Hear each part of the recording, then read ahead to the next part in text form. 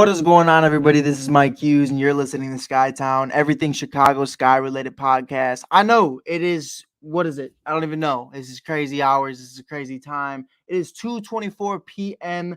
August 1st, ladies and gentlemen. For all my MLB fans out here, it is officially trade deadline season. I know there's been a couple moves that have been made in the last couple hours, the last couple 24 hours. So I think we're definitely going to unpack that. We're definitely going to have that great conversation about, what's going to happen within the next couple of days with Juan Soto and Wilson Contreras and so on and so forth. But tonight, we have a special episode recapping the last 3 games of the Chicago Sky, one of them being a pretty big game that is detrimental for what's going to happen with home court advantage. The Commissioner's Cup, the Chicago Sky losing to Becky Hammon, Kelsey Plum, and the Las Vegas Aces having their number yet again for the second time this season. I believe we're 2-1 against them this season. So I think 1-2. Pardon me, I got it flipped. But it's definitely something that's very concerning. I think when you look at this team right now, obviously during the Commissioner's Cup game, there's a lot that goes into that. Courtney Vandersloot being out and having these conversations right now where we're sitting here and we're understanding, okay, well, she was out with a concussion. Candace Parker missed the last 2 games, including this previous win. We're going to get into in a little bit. We have an interview with Courtney Vandersloot and Coach James Wade where he tears my ass up. I'm not even going to lie. He treated my life and I deserved it. But with that being said, we're gonna break that down all and more. Losing to the Las Vegas Aces 93-83 is huge. Again, you start off slow against the Las Vegas Aces, which is a very fast-paced team, and that's the problem. When you have Wilson, Young, Hamby, and Plum and Gray really able to do what they do on a night-to-night basis, we're really without a great bench. That's the problem for me. That is the problem for me to where I look at the Chicago Sky and I go, our bench is packed. Our bench has starters on it. Like, let's be real. Azrae Stevens is a starter. You look at what Dana Evans is capable of. You look at what Rebecca Gardner is capable of, potentially being an all-defensive first-team individual and a really great igniting player who just had a double-double the other night from an offensive perspective. I think you really need to look at it from those intangibles in that conversation and understand this team is solid and they're great. But at times they start slow. They really do like to get a feel for their opponent, and sometimes teams can take advantage of that. And the Aces are that team that can take advantage of that. When you look at Kelsey Plum, who had 24-6-2 in 35 minutes, Gray 19-5-4 in 32, Wilson 17-2-17 in 33, and Young 18-2-6 in 34, and then Hamby with 9-5-3 in 23. It's really concerning. There were only 6 other points totaled, and that is Rupert had 0 points across the board. Stokes had 2, 0, and 7 and 17.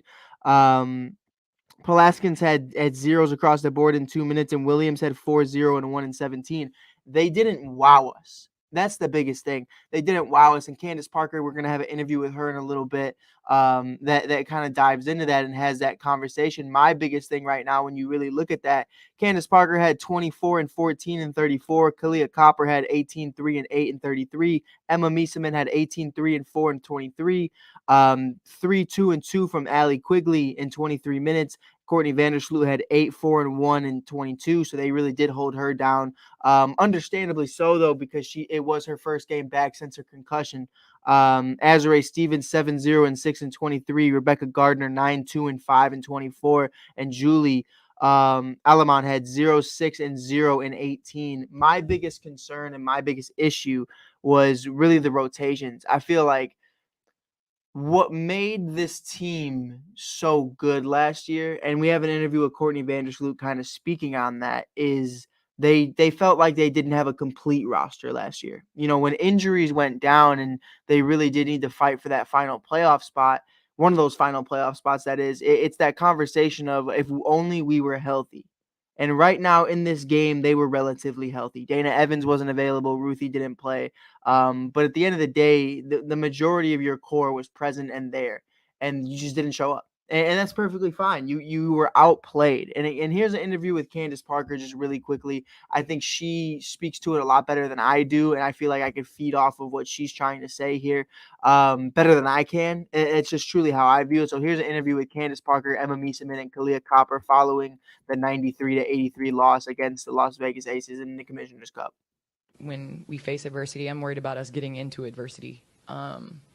we've had some slow starts against this team, and had to claw our way out. So I think it's more so not facing adversity. I think we're built for that, but it's not getting ourselves into it. Early on, I feel like we were very passive, and credit to them. I mean, they came out and threw the first punch. But for us to get down 33-14 in the first quarter, 14, I don't know what it was, 14-0 or something, I don't know. But that's not the way we wanted to come out and play. And I think that speaks volumes to everything. I think they understand who they are. They understand how they're supposed to play and what the expectation is. And one of the biggest issues with that, and Coach Wade reiterates it all the time, is just playing their game. Playing their game, not falling into traps. There's a game today against the Connecticut Sun, and they pulled it out of their ass in overtime. And there's no doubt that it was a great game all around, especially without Candace Parker. But to have over 20 turnovers in the game, that's a lot. And teams can really, really score and climb back. And we're going to get in that in a little bit about how Connecticut climbed back after a major Sky lead, over 15-point lead, and they climb back and force OT. That's something to me to where you look at this team and what they're about. They have everything.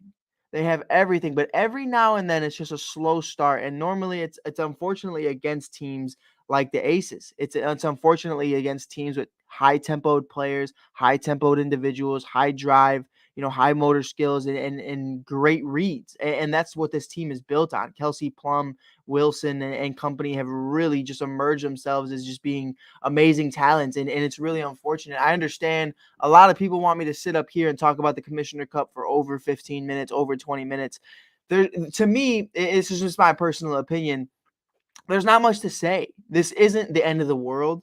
Even if we won that game, it wouldn't have been the end of the world, because I truly believe that the Chicago Sky, whether they are home with Sky Guy or they are away, it doesn't mean anything. I truly don't think it does.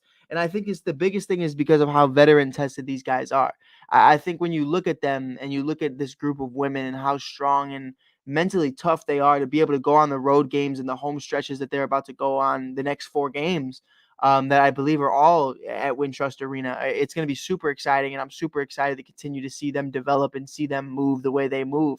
I think one of the biggest things right now, when you really look at the Sky from top to bottom, is can they just be themselves? Can they catch fire very early on in a game? I think, like Candace said, you're trying to catch fire. You're trying to catch lightning in a bottle in this game and climb back. Instead of having to climb back, you need to throw that first punch. And I think Candace speaks volumes to that. And that kind of goes into the next game where they lose the following game. I don't believe Candace Parker played in that game either. We're going to get it right now. The New York Liberty against Stephanie Dolson, they defeated them 89-81, which it was a great win. Don't get it twisted, and they had just lost to them the other night. So it definitely is something where we need to be proud of that. Stephanie Dolson went 12, 3, and 4 and 24. Allen 6, 0, and 2 and 21. Howard had 15, 4, and 10 for a double-double and 30. Sabrina again popping off 16, 6, and 4 and 33. Dangerfield had 2, 1, and 3 and 20. Johannes had 13, 5, and 1 and 28. Hahn had 9, 0, and 6 and 15. Whitcomb had 5, 3, and 0 and 18. And to cap it all off, Michaela, who in my opinion, only playing 10 minutes, 3, 0, and 1 in 10 minutes is kind of very odd to me, especially in this matchup right now without Candace Parker, who, from what I'm understanding, it isn't a COVID-related illness. It is just a illness. It's maybe it's the stomach flu, maybe it's food poisoning, maybe she just doesn't feel good, maybe it's the flu. Who knows? But it's definitely. I think she's going to be okay. She's missed 2 games now. But she's probably just trying to really get herself back under herself and just get on the field or get on the court, pardon me, as fast as possible. But for the Chicago Sky in this game, Azrae Stevens had 12, 3, and 4 in 31 minutes. Ka had 16, 3, and 11 for a double-double in 28. Emma had 8, 4, and 2 in 33. Allie had 16, 0, and 2 in 28, which is huge to me, and we're going to get into that in a minute. Sloot had 23, 9, and 6 in 31. Ruthie had 2, 2, and 2 and 14. Rebecca had 12, 1, and 3 and 22. Julie had 0, 0, and 2 and 9. Dana Evans had 1 rebound in 2 minutes, and Lee had zeros across the board in 2 minutes. But with that being said, I think Allie is the focal point of it. And I say that for this very reason. I think the understanding, especially in the Aces game, and I've seen it time and time again. Tonight, Allie had the dagger. She called game. And shout out to Courtney Vandersloot, by the way, being third all time in WNBA history in assists. That, hitting her wife to get that game sealing win, not only the win, but just to break that record, the passes to your wife in Allie Quigley. That is amazing. I love that. The Vanderquigs are honestly the best couple in all of sports. I don't care what anybody says. And it's just amazing to see them do that. I'm sorry, I totally just skipped over the Liberty game, but I definitely do think when you look at it from that perspective and you have the understanding of when Allie hits and Courtney's on and she's on her game, it frees up everybody else to be able to do what they do because they're really facilitating it from the backcourt. Candace is more free, even though, she'll never truly be free because, she's the best player, one of the best players in the league. So they're always going to be paying attention to her. Ka is more free as a scorer. Emma's more free as a scorer. You look at Julie, you look at Rebecca, you look at Dana, you look at Azure. All of them are a lot more freer when this backcourt is dominant. And I love seeing that from Allie, and I want to see that more from her, especially in big moments, which like we know she can. But tonight, the 95-92 win, the Sky are now 23-7. The what is it, Connecticut Sun? I almost said the Phoenix Suns. The Connecticut Sun are 20-10. So it's a great win all in all. You're looking at it from the Suns' perspective. Jones had 11, 1 and 5 and 25. Amazing shots by Jones in the later stretch. Thomas 22, 8 and 7 and 39. Bonner had 23, 3 and 9 and 37. Williams 16, 4 and 8 and 38. Hieldman had 5, 3 and 1 and 30. Carrington had 2, 1 and 1 and 15. Jones had 13, 3 and 9 and 25. Clouden had 0, 2 and 1 and 15. And from the Sky's perspective, again, Azure Stevens is starting because Courtney. I'm bugging. I'm sorry. It's so late. Candace Parker is out yet again with another illness, or the same illness. She has 12, 1 and 10 for a double-double in 39 minutes. We have an interview with Coach Wade, kind of having a conversation about that, and I'd like to kind of explain myself into where I was coming from, but he gave me and the media exactly what they needed to hear. And I'm happy he said it, but it wasn't really where I was going with the conversation, but it's a conversation for a little bit. Ka almost beat her career high at 28 points. She had 27, 2 and 5 and 38. Emma Mieseman had 10, 5 and 3 and 38. Allie Quigley, again, 13, 5 and 1 and 24. Courtney Vandersloot had a double-double, 16, 12 and 8, almost for the triple-double and 34, passing and number 4 overall, moving up to number 3 in assists in all time. Not just the Chicago Sky, but WNBA as a whole. Love to see that for her. The pass was, I believe, to Allie Quigley, so that's even better to call game. Ruthie, who stepped up big earlier on in the game, had 4, 2 and 0 and 13. Rebecca had 8, 1 and 2 and 24. Julie had 5, 1 and 2 and 11. And Dana Evans had 0, 0 and 1 and 4. My big thing right now, and before we get this video out there, I want to reiterate it. I understand who Azure Stevens is. I understand how big she is, and I understand what her potential is to this team moving forward. I think one of the biggest things right now is definitely what's going on, Andre. It's one of those things, though, when I really look at her, I see her as a starter. And I think Coach Wade and everybody else throughout that entire organization understands that she can be a starter in this league. My question when I was speaking with James Wade was misphrased, I guess you could say. I guess the way I phrased it did not sound correct. It sounded like I was taking somewhat of a shot at Azure. My big thing, first of all, if Azure or anybody throughout the Chicago Sky organization was offended by what I said, I did not mean, is it great that she's starting to perform like a starter? My big thing is she's playing 39 minutes, a game. And the other night before that in New York, she's playing over 30 minutes. That's that conversation to me to where it's like it's more consistent and she's remaining consistent.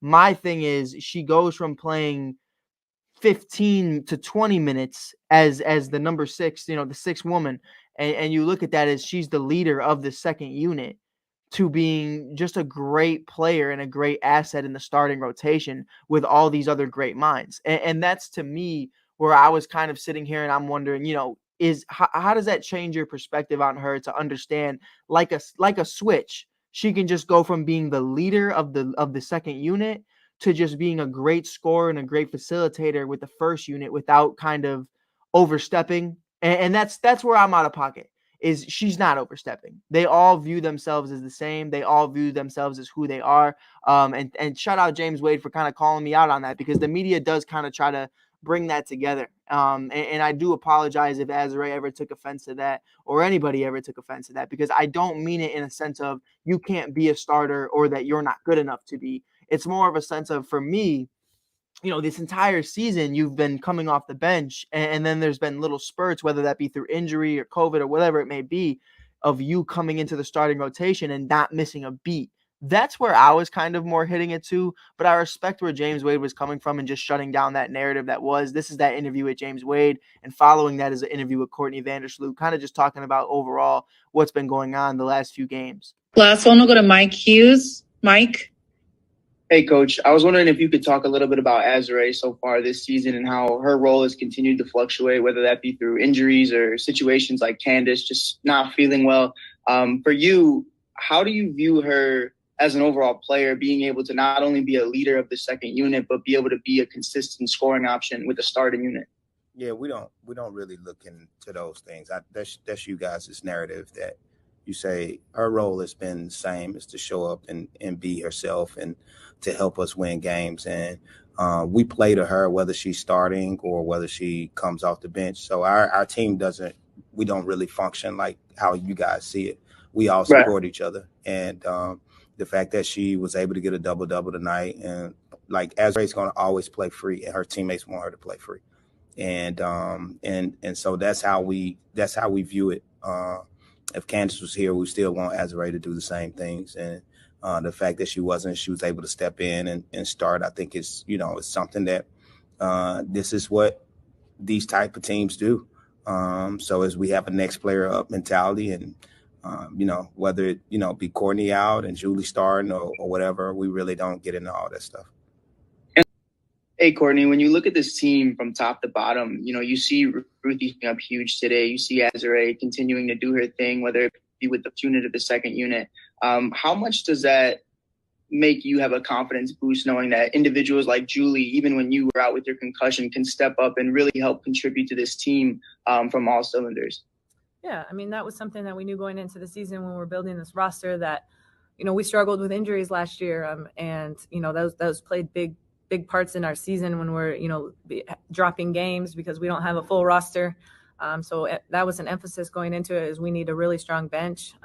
In my opinion, we have one of the strongest. We have Ruthie, who, she's such a awkward role. You just never know what you're going to get at night in and night out. And she stayed ready. Candace isn't here today. And so she was able to step in and play huge minutes for us. I mean, that's hard to do at this level. And I don't think she's going to get enough respect for that, but we all appreciate what she can do and just staying ready. Julie and Beck are obviously, just come off the bench, and it doesn't seem like we skip a beat. So it's good. And we're going to need it, especially games like this when we're in overtime. We had one the other night. This is a tough part of the season. And it helps anytime you don't have to play heavy minutes. And then you look at, clinching the playoffs so early in July, very early on in July, looking at that kind of being like a blessing and a curse, in a sense of where it's like you're excited that you clinched, but remaining focused and remaining locked in. How hard is that to kind of just keep going day by day, knowing that you still want to get better, even though in a lack of better words, that there's really nothing to play for like there was last season, to where it was a later entry into the playoffs? Well, I think our mentality was different coming into this season. Making the playoffs was not the goal. So once that happened, it was, we're not emphasizing that. We're emphasizing winning a championship, winning back-to-back. So, we obviously know we have some work to do, and it's not going to be easy. So we're striving for that. We're not striving just to get in. Nothing changed once we clinched. We're still, trying to clean some things up and making sure we're peaking and staying healthy at the right time so that we can make a really deep playoff run. Thanks, Luke. Yep. I think that's like nail on the head. I'm sorry, but it's definitely one of those conversations where you have to have it with yourself and know, we need to continue to get better. We need to be ready for the playoffs. And it's hard. It really is, especially when you clinch so early. Being a Chicago fan, that doesn't typically happen too often. It's the city is always fighting for that spot, always being the underdog, and to be the favorites the entire season. It's definitely a different narrative than it was last season, and it's definitely a different conversation, which was even a bigger part of Mike on the mic covering this guy last year. We were covering them, but we had no idea like how they were going to just fly through the playoffs the way they did, sweeping Connecticut. Like that was insane. And I remember making the post when Candace first came to Chicago, and I said they are going to win a championship this year. And I believe that. But throughout the season, like Courtney said, you look at the injuries and you look at everything that was transpiring, and it's like this is going to be a dogfight, and they prevailed, and they continued to fight. And now it's a weird setting to where you're not the underdog anymore. You are the favorite, and you are locked in. And now you just kind of have to remain a constant and keep riding the ship all the way into the playoffs without getting a full head of these games don't matter. And that was really my question for her, is like, how do you remain sitting there knowing, okay, the next 5 games don't mean anything if we lose all 5. It doesn't mean anything if we win all 5. It doesn't matter if we go 50-50. It doesn't matter what happens. But it's that mentality of we're just trying to get better. We're just trying to grow every single game and get ready to win a championship. And that's my biggest thing right now. And to Coach Wade's point, again, like it wasn't for me, and I'll definitely try to speak with him when I do get a chance. And I honestly apologize for it, because the way I phrased that was it was a rookie move. It was one of those conversations where phrasing is everything. And I think, Azurá Stevens is one hell of a hooper. I've spoken with her many times, gotten amazing opportunities to speak with her and interview her on the court. And I think she is a hooper's hooper for real. And I would never sit here and question that. So my big thing when I really look at it longevity wise was understanding, I understand her role is to win games at the end of the day, and it doesn't matter how it gets done. But to be able to do what she's doing right now it's very hard. It's very hard.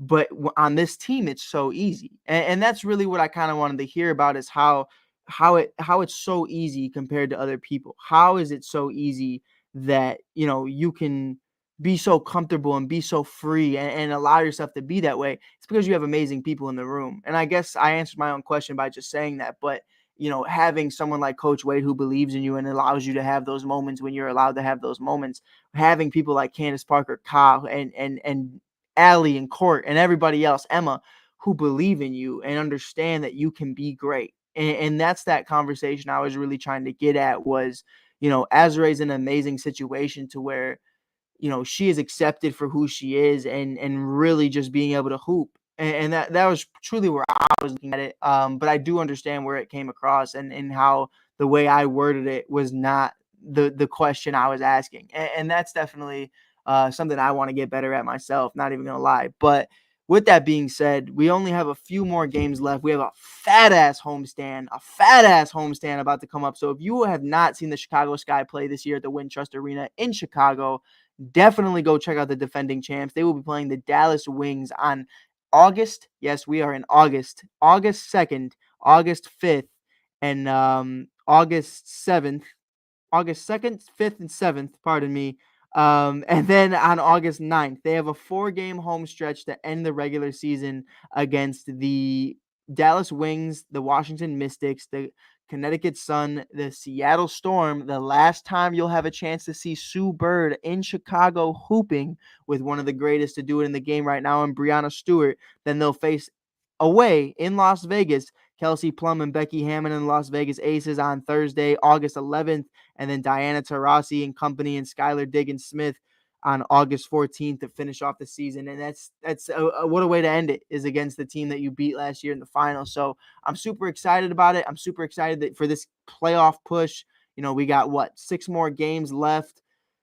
It's going to be a good one, man. I'm really excited about it. I can't wait to continue pushing. So with that being said, thank you guys for listening. Definitely check out Skytown on all streaming platforms and on the All Sports All Plays Network. We will be back at it tomorrow for tomorrow's game. I hope everybody has a safe and happy start to your week. Happy Monday, everybody. And and let's go, baby. We got playoffs on the rise. We're almost here.